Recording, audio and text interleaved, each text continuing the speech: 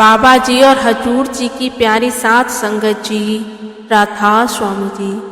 साध संगत जी, दिल्ली नामदान के लिए आवेदन 7 मार्च दिन शुक्रवार को आयोजित होने वाले हैं जी। इसमें NRIs नेपाल, दिल्ली, पंजाब, हरियाणा और उत्तर प्रदेश की संगत नामदान के लिए आवेदन कर सकती है जी। तो साध संगत जी, जब बात नामदान की चल रही है तो आज का विषय भी हमारा नामदान से रिलेटेड है जी, कि नामदान क्या है और क्यों लेना है, हमें समझने की जरूरत है जी। बहुत अभिलाषी संगत नामदान ले रही है। हमें जानने की जरूरत है कि नामदान कभी भी लिया नहीं जाता। नामदान उस संत सतगुरु के द्वारा कृपा होती है, उसकी मेहर होती है तो ही नामदान मिलता है। उस अभिलाषी को जिस पर उसने पक्की मोहर लगा रखी है। नामदान लेने से पहले हमें ये सोचना है कि क्या हम नामदान लेकर उस परमार्थ के रास्ते पर चल भी सकते हैं या नहीं। क्या नामदान हम अपनी इच्छा से ले रहे हैं या घर वालों की जबरदस्ती से। कुछ अभी बच्चे हैं जिनकी उम्र 18 से 23 साल की है, वे भी नामदान के अभिलाषी हैं। ये बड़ी ही अच्छी बात है। बड़े शौक से उनको नामदान लेना भी चाहिए। पर मेरा कहने का मतलब ये है कि क्या हम कद्र कर पाएंगे। बाबा जी अक्सर कहते हैं कि कद्र की बात है, कद्र करो। क्योंकि ऐसा होता है कि नामदान के बाद कुछ लोग कैरियर की शुरुआत करते हैं और असफल हो जाते हैं, फिर वही दुखी होते हैं और उनमें से कुछ लोग फिर गलत स्टेप ले लेते हैं, जिससे परमार्थ का रास्ता तय करना मुश्किल हो जाता है। इसलिए नामदान के लिए तभी जाएं जब आपके ऊपर किसी का दबाव ना हो, किसी का प्रेशर ना हो, चाहे वे घर वालों का हो या किसी और का हो। ये परमार्थ का रास्ता है, ये आग का दरिया है और डूब के जाना पड़ता है। ये सफर वे है जो रोज रोज मरने का अभ्यास है। सतगुरु के प्रेम में फना होने का है। नाम के बाद खोज करनी है कि परमात्मा है कहाँ। वे सिर्फ रास्ता बताएंगे, अभ्यास प्रैक्टिस हमें करनी है।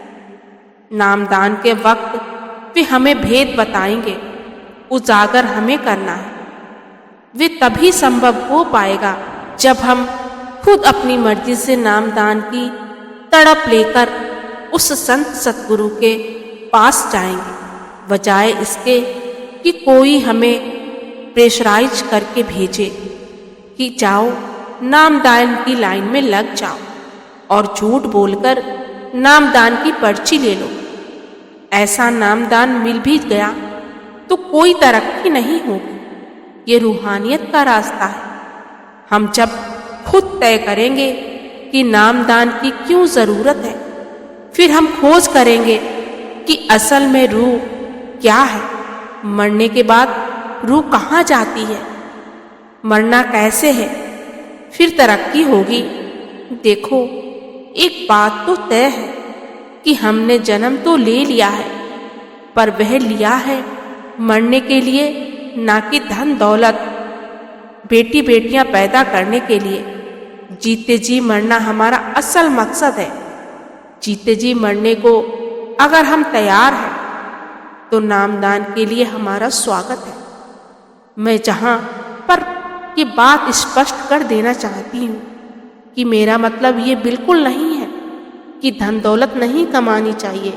आज की ज़रूरत है खूब कमाओ, पर ध्यान उस मालिक की तरफ रहे।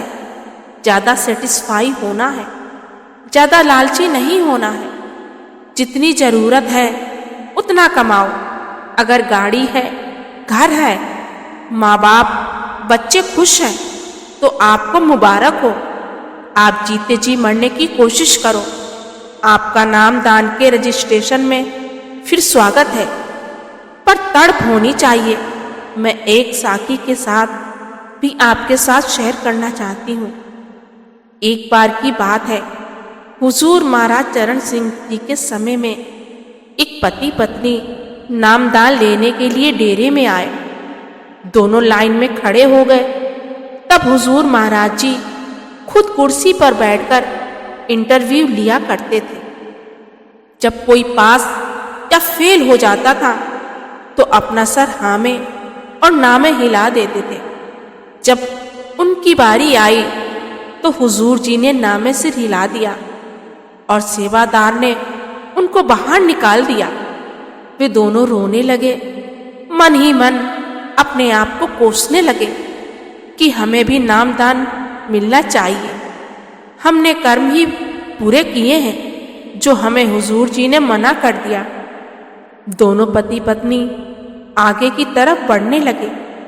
आगे एक सेवादार रोड़ी की सेवा करा रहा था और ऊंची ऊंची बोल रहा था कि जिनको नामदान चाहिए रोड़ी की सेवा करो और नामदान प्राप्त करो, रोड़ी की सेवा करो और नामदान प्राप्त करो। वे दोनों पति पत्नी ने जब सुना कि रोड़ी की सेवा करके नामदान मिलता है तो वे दोनों पति पत्नी ये सुनकर रोड़ी की सेवा करने में लग गए। पूरा दिन सेवा करते रहे और अगले दिन फिर लाइन में लग गए। जब वे दोनों हुजूर जी के सामने आए तो हुजूर ने उन्हें हाँ में सिर हिला दिया। वही सेवादार जो कल इन दोनों को बाहर तक छोड़ के आया था, वे बहुत हैरान हुआ कि ये क्या हुआ। तो उसने हुजूर जी के कान में कहा कि हुजूर जी, आपने कल दोनों को ना कही थी, पर आज हमें ये माजरा कुछ समझ ना आया। तो महाराज जी ने फरमाया कि वे जो बाहर रोड़ी की सेवा कर रहा सेवादार है, वे सबको तो बोल रहा है कि रोड़ी की सेवा करो और नामदान लेते जाओ। ये बात उसको समझाओ कि ऐसा ना बोले, ऐसा ना करे, हर किसी को ऐसा ना कहे। उसकी कही हुई बात हमें पूरी करनी पड़ रही है। पर वे मस्त था, गुरु की मौज में मस्ती में जो मुंह में आया बोले जा रहा था और हमें उसका एक एक बोल पूरा करना पड़ रहा है। इधर इन दोनों ने इतनी जबरदस्त तड़प दिखाई कि नामदान लेने के लिए पूरा दिन उसकी बात मानकर ये रोड़ी की सेवा पूरे दिन करते रहे। इसलिए मैंने आज हाँ में सिर हिलाया है। मैं फिर इनका दिल कैसे तोड़ सकता हूँ। सो प्यारी साध संगत जी, अगर हम नामदान के अभिलाषी हैं तो हमें ज़्यादा इच्छाएं और तृष्णाएं नहीं रखनी है। आज आदमी हजारों वाला लाखों के पीछे और लाखों वाला करोड़ों के पीछे दौड़ रहा है। जीव प्रतिदिन नए से नए भागों की ओर दौड़ता है, परंतु कहीं से भी संतुष्टि नहीं होती। गुरु अमरदास जी फरमाते हैं कि जे लग स्त्रियां भोग करे, 9 खंड राज कमावे, बिन सतगुरु सुख ना पावे, फिर जोनी पावे। मायावी भोग शांति का नहीं बल्कि भटकन और दुखों में अधिकता लाने का कारण बनते हैं। जीव एक प्रकार की मृग तृष्णा का शिकार है।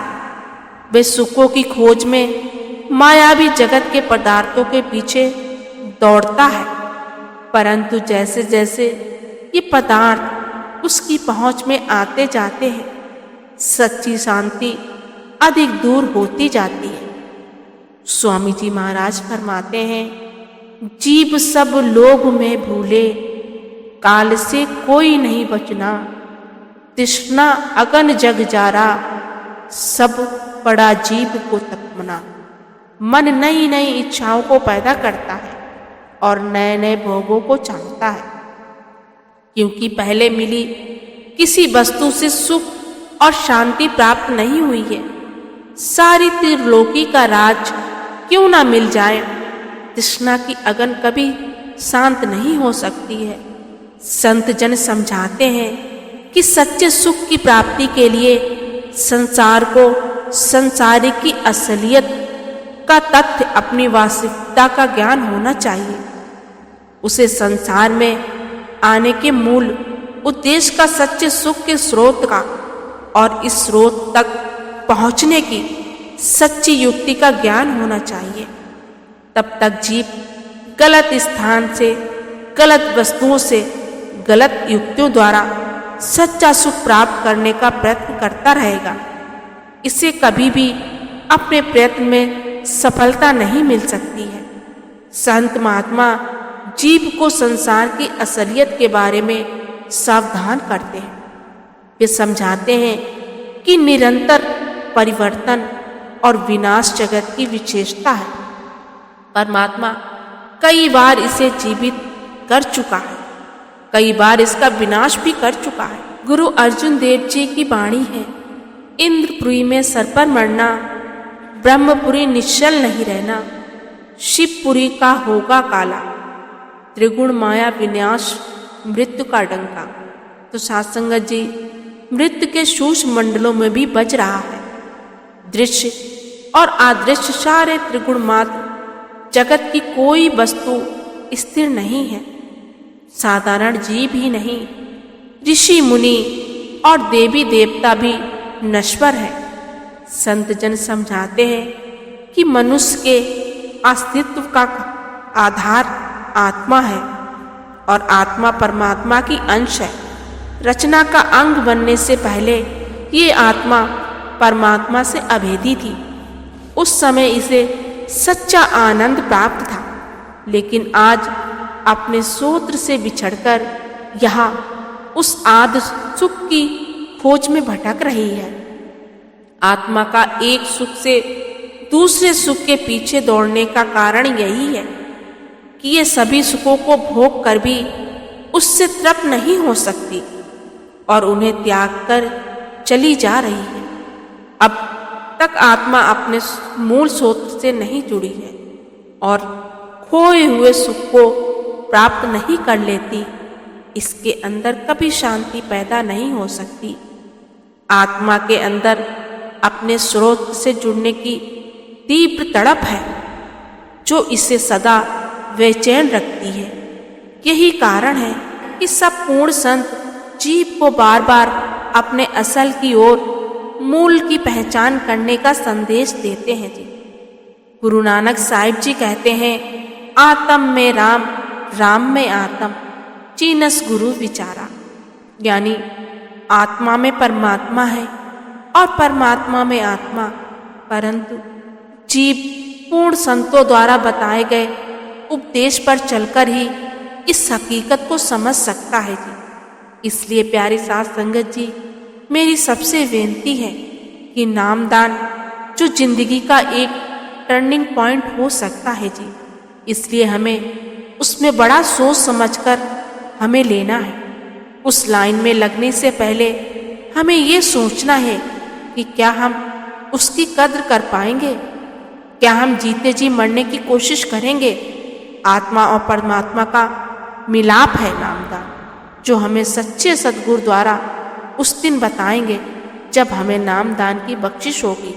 इसलिए आप सबसे गुजारिश है कि आप पक्के दिल से और परिपक्व होकर आप नामदान के लिए जाएं।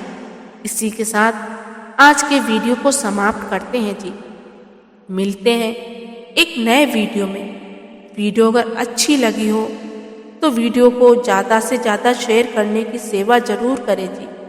और जो संगत इस चैनल सार वचन पर पहली बार आए हैं, उनसे हाथ जोड़कर विनती है जी, चैनल को सब्सक्राइब जरूर कर लें जी। गुरु प्यारी साध संगत जी, राधा स्वामी जी।